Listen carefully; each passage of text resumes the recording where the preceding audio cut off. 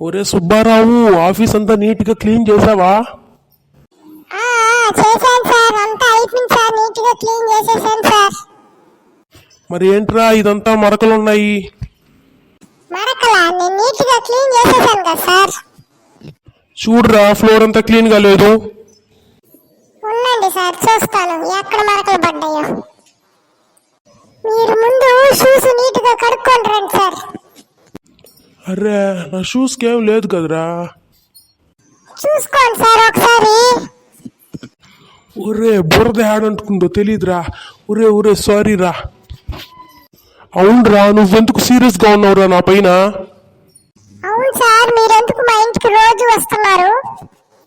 అదేం లేదురా, ఊరకే నిన్ను చూడడానికి వస్తుంటాను లేరా. నాకు నిజం తెలిసిందిలే సార్, మీరు మా చెల్లికి లైన్ వేయడానికి వస్తున్నారని తెలుసులే సార్ నాకు.